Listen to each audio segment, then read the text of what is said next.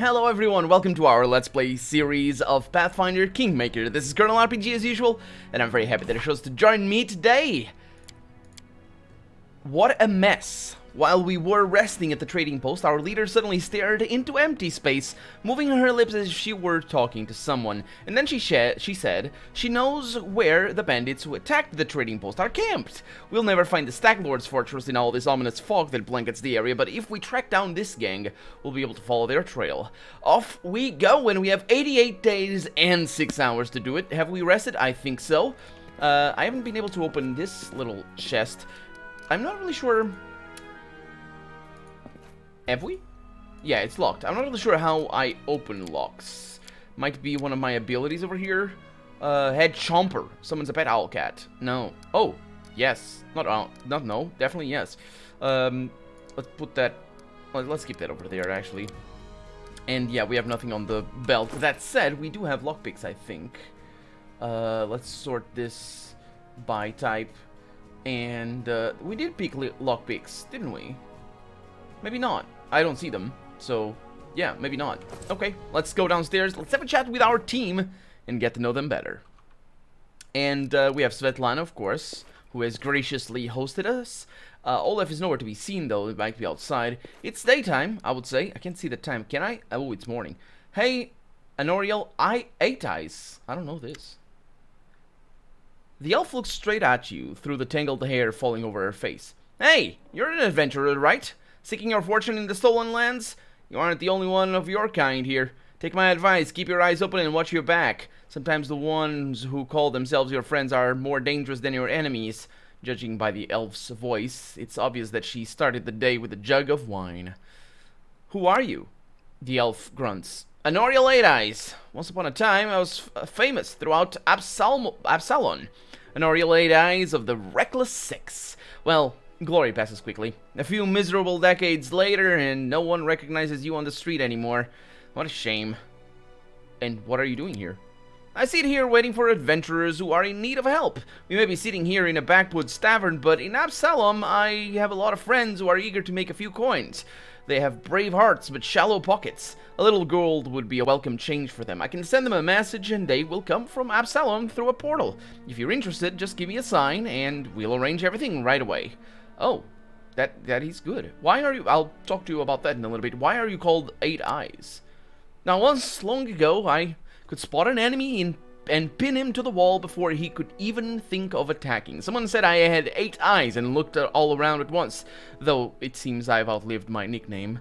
Anoriel stretches her arm forward. Her palm trembles noticeably. I've been drinking so much lately, it's best I don't test my skills too often. Where were you when the trading post was attacked? I was hunting. Got a little lost in the mist, which is the first time that's happened to me. I guess I should go easier on the drink, but don't you imagine I'd be scared of a good fight? If only I'd known I was missing all the action. But I see you've got everything under control. Yes. Famous Pathfinder here in the middle of nowhere, huh? Why? You want to know how one could exchange the life of a Pathfinder for this sorry drunken rat hole? The light in Anoriel's eyes goes out as if someone had blown out a candle. You lose all of your friends because of one scumbag, and then you'll understand.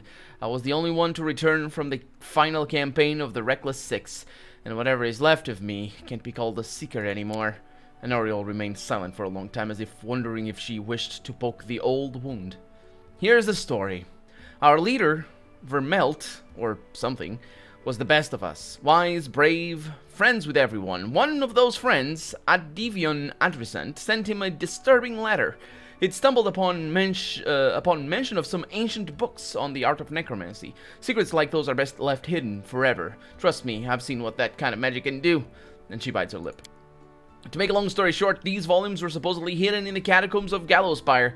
We decided that the books should be retrieved and kept safe by the society. We gathered in a tavern, discussed the expedition, then proceeded to Ustalav. It was a normal mission, a quick and quiet recovery, and she smiles bitterly. But everything turned out to be much more complicated. We barely made it through the Witchgate Forest. All those terrible living trees, undead druids and their archers of bone. It was a miracle we managed to make it out alive. We'd chosen Wren Church to stop at, It was marked on Vermelt's map as a safe enough haven to hole up in and lick our wounds. How I wish that had been true. Vermelt was the first to perish. He was attacked by one of the monsters hiding in the stables.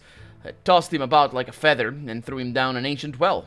His shouts echoed for a long time. I didn't hear the sound of him landing. And then... She pauses and turns away, hiding her eyes. Well, enough. I shouldn't have gotten into this. Who am I to stir up others' feelings with all my chatter? We'd better forget about it but for now. Maybe I'll let you more... Maybe I'll tell you more some other time, but not today. Yeah, it's the traditional I'll tell you as we adventure. That's perfectly fine with me. And that's right there. I need loyal and experienced fighters. I have friends like that. Just decide who exactly you need, and they will come on my signal. It'll cost you 2,000 gold pieces. Would you like to join me? Nah. I've got enough things to do already. You better manage on your own. Oh, I really thought that she was gonna be a new companion. I don't have the money for the moment. Svetlana might be able to sell us things. No, it's Olaf that does it. I don't know if these are... Oh, okay. Yeah, so it's regarding your story. What happened to Renchurch? The elf shakes her head. I have no wish to fill your sleep with nightmares. Okay, thank you. So, yeah, so it's black or gray. Gotcha. Svetlana greets you warmly. Good day to you. Do you need anything? I'd be happy to help. Yeah, what did you want to ask me? She lowers her head. It's a very personal request and maybe not important enough for your time. I'll completely understand if you say no, but the first time the Stag Lord's thugs came here demanding money, they also took my wedding ring. Just tore it off my hand. It's just a trinket, really, but it meant so much to me. I remembered every moment of the day Oleg came to me, that ring in hand, and to ask if I'd marry him. I was just standing in a fancy dress on the stairs of my father's home, fearing that I'd misheard something, or that I'd say something stupid and everyone around would laugh. And she interrupts herself, shaking her head gently. If you happen to find my ring among the bandits' possessions, please bring it back to me. It's easy to recognize. My name is engraved inside the band. And she drops her eyes, lowering her voice. There is one more thing. Among the bandits, there's a dark-haired woman who wields dual axes. She's not bad in a fight. In fact, she can be extremely dangerous and cruel. But please, I beg you, show her mercy if you have the chance. Okay, I'll try to. I'd be happy to help. So, yeah, I'm so grateful. I'm so grateful for your help, she says. Yeah, tell me about yourself. How did you and your husband find the courage to establish a trading post in the Stolen Lands? Oh, it was Oleg's idea, though I supported him in it. We didn't realize how dangerous it was here, of course. In Restov, everyone respects the Sword Lords, and everyone's accustomed to relying on them. Even the mention of someone like Lady Jamandi could be enough to fend off a street thug or some other trouble. It could maybe even work in some places here, but not with the Stag Lord's man. What can you tell me about the Stag Lord? He's not just some average bandit. If no one puts a stop to him, he'll turn the Stolen Lands into his personal kingdom. A kingdom of fear and oppression. Let's see, it would be a kingdom of lawlessness. Once I've dealt with the Stag Lord, your life will improve. I like adventures, but I prefer... Oh, I need to disable this. I haven't disabled it yet. I will disable it. But I'm just reading the lines. I like adventure, but I definitely prefer the ones that involve stopping villains and helping people. Yeah, sounds about right. Fear always follows power. It would be naive to think the Stag Lord is so much different from any other ruler. Well, that's just not really lawful evil, it's just stupid, really. In life, you either inspire fear or cower from it. I prefer to be the one who's feared. I'll deal with the Stag Lord, have no doubts. That sounds like a good thing. Did I say it right? No, I didn't. Ah, well. I just said the normal thing. That's fine. I didn't get the chaotic evil thing. So, recover Svetlana's wedding ring from the bandits and return it to her. Oh, I can click up there. Really? Okay, let's take that away, please. Thank you. And there it is. It's not written by Lindsay. Okay, gotcha. So it's only the main quests. Yeah, I think it'd be an enormous amount of work for them to... What's going on? Oh, it's a Miri training. Enormous amount of work for them to write everything with Lindsay's perspective. Greetings! Oleg seems to be in a good mood and greets you warmly. You certainly ruffled those villains' oh my god. You certainly ruffled those villains' feathers. I think that's how it's pronounced. Well, anyway, new day, new troubles. Have you seen the fog? Never seen anything like it before. The road to Restov looks like someone spilled milk and it just hung in the air. I couldn't see anything through that soup. Not even with a torch. Feels, well, you probably see less with a torch. Feels like witchcraft to me. I bet the Stag Lord's involved somehow. Rumors say he deals with all kinds of bad magic. Well, this seems pretty decent magic if it works like this on this scale. So, tell me about yourself. Why open a trading post in such a dangerous area? I just dislike the noise, Oleg answers reluctantly. I'm from Restov. Cities are complicated. Lots of people, and each with their place on the shelf. Bow before this one, fear this one, don't do business with a third, be sure to be extra nice for the fourth, and villages are a little better. Everyone likes to stick their noses into each other's business.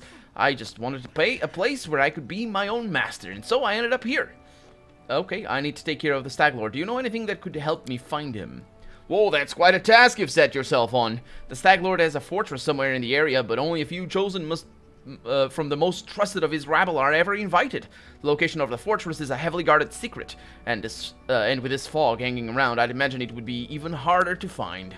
I suppose you could try to follow the trail of those bandits who attacked the post before. They came from the southwest, from the side of the Thorn River. The fortress might be there, or at least some large camp of theirs where you can find information. Yes. So what else? What is making this noise? Is it the cat? No, it's somebody training. What else can you tell me about the Stag Lord? Oh, not much. Not like I've sat down and shared a cup of wine with a man, you know. But I think he arrived in the Stolen Lands less than a year ago, from what I've heard. But as soon as he got here, he took over everything. I rode to Restov, tried to swarm them, tried to warn them, sorry, that the Stag Lord wasn't some typical gang leader, but they didn't listen. The rumors about him are horrible. He'll kill a person if they so much as disagree with him. He never reveals his face. Those who've seen him up close report the same thing. Ugly scars cover every inch of his skin, not covered by his clothes. Can I just point out that not agreeing with the Stag Lord is, and being killed for it, it's not really that terrible. Like, I mean, it's pretty tropey. That's my owlcat right there. That's an owlcat right there. It's pretty tropey, but he should have said he'll kill someone for just snoring, because that's like, I think that actually is a situation. I don't know where in which game it is. I don't know if it's in Fallout, where somebody kills someone just for snoring. I think it might be in Fallout 2 or something like that. There's a note about the big boss of the end boss, not the big boss, but the end boss of the game. The Stag Lord's past is a mystery. He just arrived one day. He was immediately a power to be reckoned with.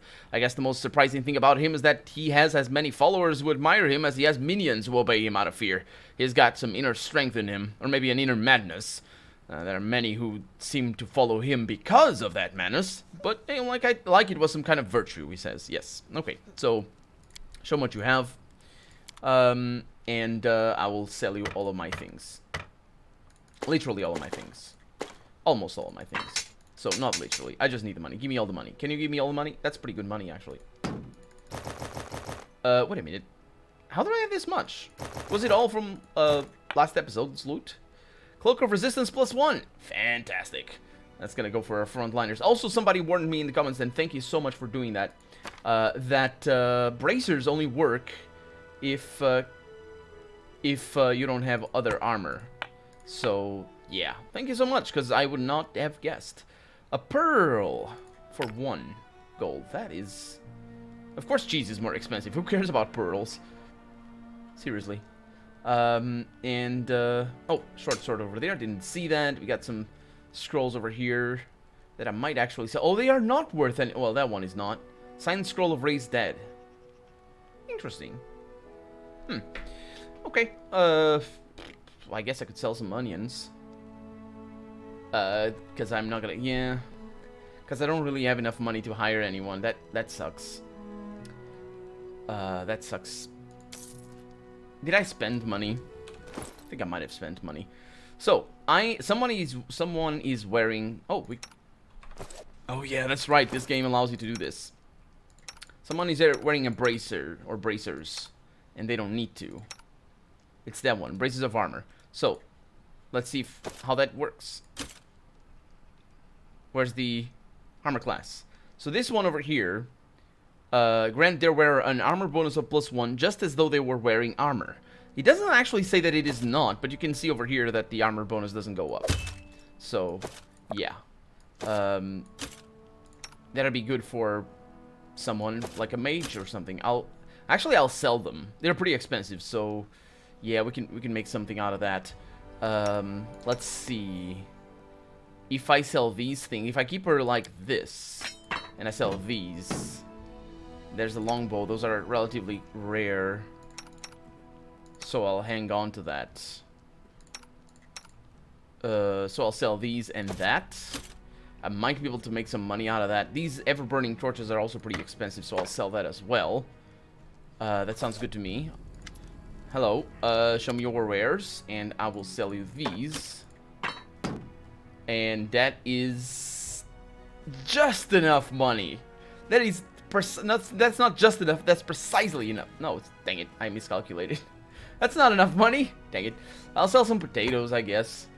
No, the potatoes are expensive because there are many potatoes. Oh, this is terrible. I'll sell all the potatoes. Oh. Should I sell that? That sets things on fire. That's pretty important to have one at least. Oh, this is a luxury item. Okay, that's good. I didn't notice. So that's good.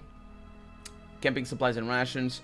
Not very expensive. We got some butter. Butter is only worth 5 each? It's ridiculous. It's ridiculous. And then the potions up there, they are very expensive. Acid flasks, I could sell those as well. I'm gonna have to really be careful with the healing situation and all that. So some veggies over here, that's not that expensive. The trout is, I don't like fish, so I'll sell it. The cheese is very expensive, and I'll sell it because, yeah. And there it is. That's terrible that I had to do this, but now I have another person, and that is gonna be good. Balkan! Balkan frowns as he ostentatiously examines the nearest wall, hands in his sleeves. Without turning to you, the old man finally says in a dull voice, "You want some potions?" No. Can I help you in any way? He glances at you, suddenly interested. Well, since you're asking, there's a cave nearby. I was to pick berries in there, but the place has been overrun by spiders. The berries are red. Look at a lot like raspberries. Fangberries, I call them. I'd be real grateful if you gathered a basket of them and brought them back. Just be quick if you do. They spoil quickly. Those spiders in the cave are extremely mean. I'll give you some alchemist fires. Crafted them myself. Burn those spiders. Teach them how to claim my fangberry caves. How not to claim? Teach them how to claim? Teach them not to claim my fangberry cave. That's the word. Oh. Didn't mean to press space. I also need a bucket of moon radishes. They're a rare and mysterious plant. I don't know where to find them, but I know that kobolds gather them and value them highly. It's not a huge deal, really. I'd do it myself if I were younger, but if you're willing, I'll pay you 3 potions for the berries and a purse full of coins for the radishes. Why do you need fangberries and moon radishes? You want to know, huh? Well, I'll gladly tell you, after you bring some to me. Okay. Just watch out, alright? Don't end up someone's lunch. I'm not gonna end up anyone's lunch. Something's lunch, on the other hand. Yeah. So, what do you do here, again? Oh, what's there to tell? I'm an herbalist. Make potions and sell them. Gather roots, herbs, berries. Live in the forest. Live off the land. Since leaving Restov for these parts, I ended up a merchant here at Hole against Svetlana's post. I think I read that already. I should go. Why wasn't it marked? So yeah, we have potions, and we have an Hauer head chomper over here. Can't do anything with it. Step. So, let's meet... Yeah, that's the head chomper that's making noise. Let's meet, Amiri. And, Valerie, somewhere. And Jathal. I don't know where Valerie is. Jathal! Hey. Speak, she says. I'd like to hear your story. Oh, stories. Stories are boring and a waste of time. I have killed. I was exiled from Keonin. I died. I was raised by Urgathoa's gift. That's my story. Boy, those horses. Where were you before your exile? Oh, it's rather amusing. I belong to a wealthy family, and held high position on the courts of Yadara, the capital of Kyonin. When my little wrongdoings were revealed, a trial was held in the very same court where I tried cases and delivered sentences over several hundred years. An awkward situation, don't you think? Who did you kill, and why? Even though she didn't say anything about killing. Family. 4. Her voice is calm and ordinary, as if she's speaking of something trivial. But why is the more interesting question, she says. What is the worth of 1,000 years if you cannot enjoy it like your first 10 dozen springs? The elf's voice sounds unusually vehement. Everyone considers elves ever young, but our youthfulness is but a mask of a threadbare ritual gown. What lies underneath? The dust of years, the jaded repetition. With each year the dust grows thicker, and erstwhile joy ceases to excite and cloy as a dish you've tasted 1,000 times. Long did I search for a way to avert this fate. Don't I, who has truly tasted life, deserve a better lot than those benumbed old elves who close themselves to the world? And I found a way in the ancient texts of Urgathoa, a ritual involving a blood of my kin, or the blood of my kin, a trifle that would make each day feel as a holiday, created especially for me. The ritual gave me strength not only to my body, but to my mind and my soul, and my mind whirled at every sensation. Each sip of wine, or silken caress. Actually, that's not how caress is written, is it? How I miss this. My cousin was the first I used for the ritual. It was a simple matter to pass her death as an unfortunate accident, but the enchantment would not last. I had to find another, and again conceal my trail. With a third death, my family grew suspicious, and upon the fourth, my deeds were finally revealed. Such a pity. If not for this, my unlife even now would overflow with burning pleasure, for I have dozens of useless relatives. I hope you suffered fair punishment for your crimes. Did you kill innocent elves for entertainment and pleasure? That's abominable. That's not really why she did that, as far as I can tell anyway. It was for the ritual. I'm not one to judge you for your past deeds. Oh, I so am. That's definitely not what I am gonna do. Also, that's not neutral. How is that neutral? That's not neutral. True neutral, anyway. Huh. An objective worth pursuing, but it would be better to refrain from secret murder. There are many ways to arrange a death while keeping within the boundaries of law and decency. That would be indeed lawful evil. And in the end, we all live for ourselves. The lives of others should outweigh our own. I guess that's an empathetic way of putting it, and I'm gonna go with that. That should read empathetic. I concur, the elf nods in content, but not many possess the courage and honesty to admit it. The world is filled with cowards and fools. Empathetic towards her, I should point out. Of course, you know, she's law chaotic evil, so yeah. We're chaotic neutral, so again, neutral. Not one to judge. Went with that. Do you have family in Kyonin? Anyone who is dear to you? Do you mean someone I would hesitate to sacrifice? Perhaps my daughter. I would regret the wasted effort. The creature turned out quite well, like a properly trained dog or a well-maintained horse. Well, she definitely doesn't have any empathy. Is exile your only punishment for murder? For an elf, Jaethal says pointedly. Exile is a serious punishment. Haven't you played Baldur's Gate 2? There is no other Kyonin in this world. Even I, who despise its hypocrisy, must admit as much. How did you die, and what happened after? She frowns.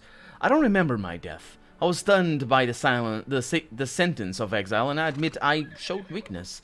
I wandered aimlessly toward, absorbed in despair, without concern for my safety or substance. And then I remember desolate rocks, a stone I lay upon, a convulsion, passing not only through my whole body, but through my soul. Then I awakened, cold and calm, my body overwhelmed with strength, but haunted by a strange internal silence. So, what ritual was she talking about? The Pallid Princess. So she doesn't remember her death, but she was doing the ritual already, right? She just doesn't remember the point of her death. That wine is so long, and I really don't like it. But fortunately, it's quiet enough. Let's see. There were bloody prints of bone feet on the stone next to me. Apparently they were very heavy bones. The sign of the goddess. Oh, that's okay. That's fine. A battle scythe lay nearby. That was the first and last time I heard Ugarthoa's voice. She spoke but 3 words: "Hail the Inquisitor." That is all. She has neither addressed me nor answered my pleas ever since. I will not bother you with a story of how I tried to comprehend my new condition. Soon I had a chance to put my new powers to the test. A group of my kin had tracked me through the woods. They were insolent and would pay dearly for this, but I had to reckon how I might free myself from their persistent chaise.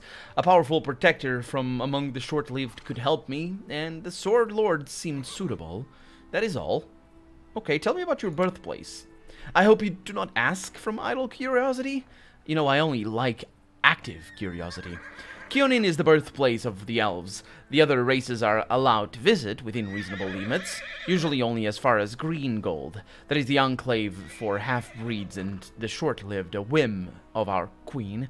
I enjoyed going there sometimes, as to a wild beast show. Beyond this caricature of a city, Kionin is a mixture of grandeur and the sad remains of ancient glory. Next to today's graceful dwellings lie the ruins of ancient monuments and fountains. Elves prefer to live in small groups, in secluded settlements. The most outgoing and ambitious live in the capital, Yadara. Daily life is filled with the efforts of 100-year-old infants seeking worthy goals, and 1,000-year-old stony cynics entertaining themselves howsoever they can. Is that a word? Huh. Because the so there is, I don't know. That is all. It's scarcely worth mentioning that even this gloom is far more tempting than anything one finds in the lands of the short-lived. This gloom she refers not to the gloom not the fog that surrounds us, but rather, you know, of course, the city that she's just talking about. Enough talking about your past. What is it like to be undead? Oh, it's terrible. You keep giving me potions and I die. Do you wish to know what it means to me personally, or what powers and limitations it imposes? No, I wish to ask questions. Do you regret not being alive anymore? A shadow passes over Jethal's face. You surely know how to ask questions. She says nothing for a long time. 2 desires led me through life: to feel pleasure time and time again, and to achieve perfection. Unlife brought me closer to the second. I am changeless, torn from time. The chaos of the world and even the soul circle have no power over me. But everything comes with a price. Most things that brought me pleasure in life are meaningless to me now. How can I decide which is better? That is something that my character wouldn't say. But I personally would go with that. But yeah, I'm not role-playing myself. A bright life full of pleasures is better than unlife, though eternal. Yeah, that sounds like what my character would say. You become powerful, that's all that matters. It's much better than the life of ordinary mortals and even elves. Yeah, let's go with this one, with the second one. So what I said is a bright life full of pleasures is better than an unlife, though eternal. And she says, perhaps, but the choice was made for me. I have nothing left but to follow the will of the goddess. I performed a chaotic neutral action. No, I didn't. I just said words. That's another thing, another gripe that I'm having as well with this game. Not only am I gonna disable the notification thing, but also words are not actions. If I am persuading a character, I should be allowed to, without changing my alignment, to say terrible things, especially in a private conversation. I'm trying to persuade her to be my friend. It's like I'm manipulating or something. It's like, you know what I mean? But you can't do that, unfortunately. Of course, in a tabletop role-playing game, I'd be able to voice my complaints to the Dungeon Master, or I guess Game Master, and yeah, and they'd agree with me, I'm sure, because they are smart. They're Game Masters, so they must be extremely smart. Well, by default, they are, because they're the Game Masters. How do healing spells, prayers, and potions affect you? Dreadfully, of course. Your healers had better stay away from me in battle. The undead are healed through interaction with negative energy, and I can perfectly manage that on my own. You don't need to sleep, right? Oh, that's why she wasn't tired.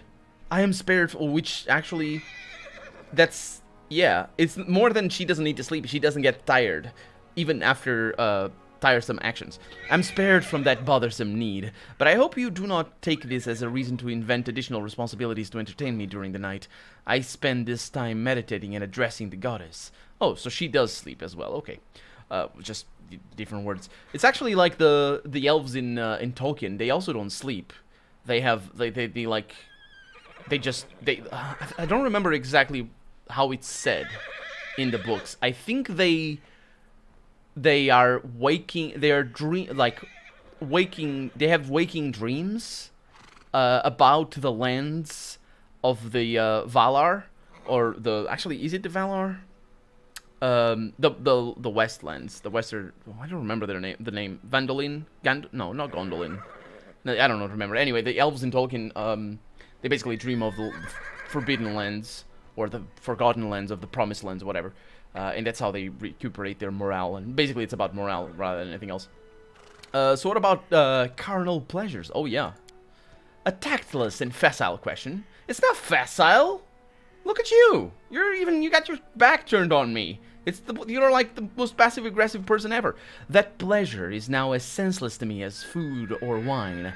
Action without feeling. Yeah, she's not empathetic, and also she also doesn't have the feeling. There's gonna be nothing there. Well, thank you. I guess I'll pursue other ventures. Thank you. Tell me about your goddess. It might sound strange, but I know less than others about Urgathoa and her faith.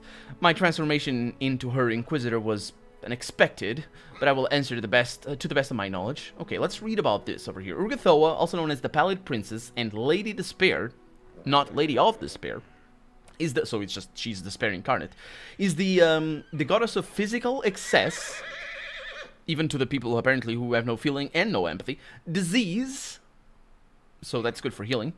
I guess not, actually. Disease is a different thing. Is it negative energy though? Disease, I wouldn't know. And the undead. She is mostly worshipped by dark necromancers, the undead, and those wishing to become undead. Sometimes those who live gluttonous lifestyles make supplications to her, as do those suffering from a serious illness. Her faithful believe she was the first creature to defy the Pharasma, and return unnaturally from the boneyard and break free from the cycle of souls. Okay. So what do you know of Urgathoa herself? Oh, certainly. Urgathoa was once a mortal woman, basking in life and all the pleasures it had to offer. Her passion was so strong that Urgathoa rebelled against Pharasma, which we can now read, the Lady of Graves, Mother of Souls, and Grey Lady. Pharasma is the goddess of birth, death, and prophecy. She shepherds Golarian's recently departed souls to their final reward. Okay. So it's basically the cycle of life and death. Against death itself and its laws, she says. After her own death, she escaped the power of the Lady of Graves and returned to the world as a goddess and the first undead. Since then, she has protected all who submit their souls to pleasure and passion, paying no heed to worn-out morals and dictates of law. So what does it mean to be an Inquisitor of Urgathoa? This question is more complicated than it seems. An Inquisitor is by nature the most zealous defender of their faith, the hand of their goddess in mundane affairs. When I received this title and power, I expected that Urgathoa would tell me my mission, but this never happened. The goddess remains silent. There's only one reasonable explanation I can imagine. Discovering what's expected of me is a part of my mission, so I reflect on this, make my prayers, and wait for a sign. How very zealous of you. Does Urgathoa feud with other gods? Not Urgathoa, but Pharasma still tries to call her to order. I suppose kill her? Is that what she's trying to do? And Sarenrai to heal her. And she laughs at the absurdity. Well, I suppose that might be gameplay mechanic absurdity as well. Known to her faithful as the Dawnflower, the Healing Light, and the Everlight, Sarenrai is a goddess who teaches temperance and patience in all things. Compassion and peace are her greatest virtues, and if enemies of the faith can be redeemed, they should be. Worship of this goddess of healing, honesty, and redemption. So goddess of healing right there. Yeah. So what does Urgathoa require of her followers? Oh, to enjoy, to taste exquisite dishes, to feel the lover's caress, and drink the enemy's suffering. Wonderful religious obligation, isn't it? Except for the undead. It's kind of a bit of a pain, but whatever. Why is the cult of Urgathoa forbidden in much of Golarion? Because Golarion is plagued by narrow-minded cowards. Some tremble at the freedom granted by Urgathoa, others fear the wrath of Pharasma and her priests. Okay. That's very complicated, actually, here. It also implies... So, in Dungeons & Dragons, to be godless is a terrible thing. If you're, so basically to be, I guess... atheist is probably the word that comes to mind the most, but it's not quite representative of the correct term. A god, like, not... There's a word for that in English, and I don't know the word. I've heard it, but I don't know the word. Basically, to not have a god. That doesn't mean being atheist, though. I guess. Because theism has more to do with the religion rather than the god. I think that's where the word theos comes from. Or is it not? Is that where deus comes from? Yeah. It might be my perception. So, let's put it in the terms that I can best voice. In my perception, atheism has more to do with the religion rather than the god. So you can have religions without gods. You know, theoretically, actually, none come to mind, but, well, it's actually the one of the religions that I know, none are without gods, but, you know, you can definitely make up a religion without a god if you are writing a book or doing whatever. And I'm sure they exist in real life. So, you know, you wouldn't be an atheist if you belong to that culture, or to that religion, I should say. But, in Dungeons & Dragons, to be without a god is to be forgotten. They have a name for that, and I don't even remember what it is, but there's a brilliant RPG that I will eventually play in the channel called, it's an expansion for Neverwinter Nights 2, called Mask of the Betrayer, and it's an amazing, amazing game, and it deals with that. That's where I learned this. The thing is, here, this normally, the freedom granted by Urgathoa, this normally would be the freedom that an atheist would have. We wouldn't be bound by religious morals that Pharasma and other gods or goddesses just, you know, impose on their followers. That said, that doesn't actually exist. This freedom doesn't actually exist. The atheistic freedom doesn't exist in Dungeons and Dragons. I imagine it's the same thing in Pathfinder, because apparently, and according to comments, thank you so much for explaining them to me, by the way. According to comments in the video, much like in Dungeons and Dragons, the alignments are assigned to planar realities. And in Dungeons and Dragons, even though it changed the lore from Dungeons and Dragons 2.0 or Advanced Dungeons and Dragons, and I think to Dungeons and Dragons 3.0, I think it changed the lore slightly. Basically, what it means is there are deities that live in planes, in different planes of existence, and those planes are aligned to each of the 9 corners. Actually, it's not 9; it's 8 corners of the alignment wheel, and you know, depending on how many people belong to those alignments, it's how powerful those beings would be, and that's how it works. So it's a very interesting subject, and I will be able to, I'm sure, explore that later on in this Let's Play.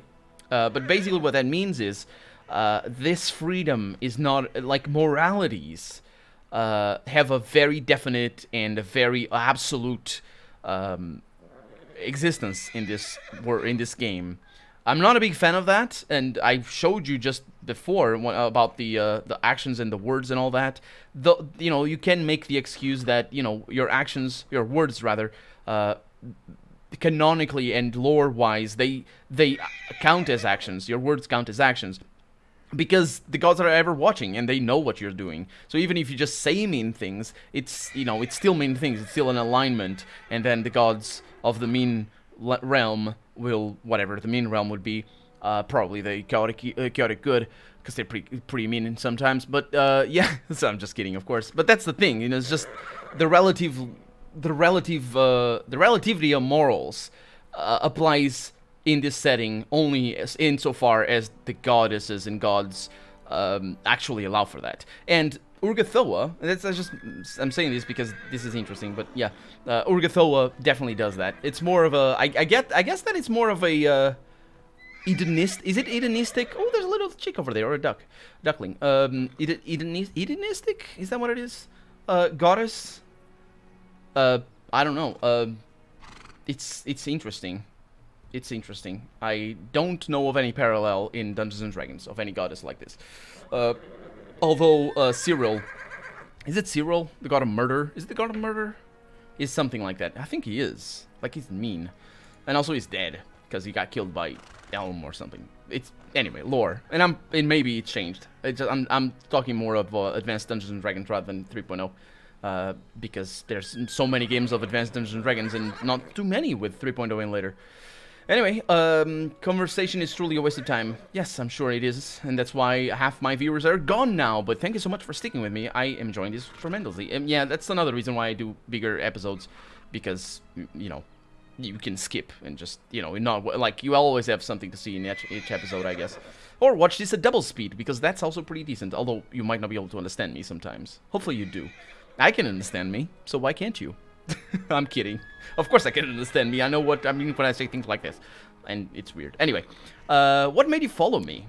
Oh, curiosity.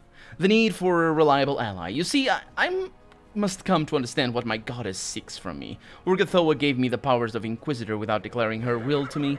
I await her reply, any hint or trace or clue. And I suppose our meeting was no mere accident. Besides, I imagine that several Kionin assassins still pursue me. They never risked attacking me while I was under the patronage of the Aldori. They are unlikely to attack while I have reliable allies like you. Yeah, but why do these assassins follow you? I don't know. They can't have been sent by the Queen. I am branded outlaw, but my punishment was exile, and it's not custom for elves to contravene their own verdicts. Verdicts? I thought it was just going to be edicts. Verdicts just means truth saying, and edicts just means saying. Anyway, my attackers shouted something about threat and blood. I suppose they are a splinter group of feeble-minded zealots, or someone on a quest for personal revenge. Yeah, that might be the thing. Thank you for a conversation and farewell. And also, thank you so much for watching. We're out of time for the day. Let's talk to Amory next episode. For right now, I'm Colonel RPG, and this has been Pathfinder Kingmaker. I really hope you've enjoyed it. And if you did, go ahead and leave a comment, like the video if you want to see the next episode come out sooner rather than later, although at the rate you guys are liking this video, there's going to be episodes every day and no interruptions ever. For those of you who are new to the channel, basically, because I have so many Let's Plays going on at the same time, I prioritize I finish all my Let's Plays, so by the way, if it's called a Let's Play, I will finish it, or something terrible will happen, it's just like the game explodes. I have finished all my Let's Plays up until today. And that's how I keep on doing. So even in enormous games like this, I will just finish them. 200 episodes, no problem. And as long as you're here, I am very thankful for you, for being here. So yeah, don't forget to leave a like to make sure the videos keep coming one every day. 40 minutes a pop. Thank you so much. I'll see you next episode. Bye-bye. That horse. Just that horse.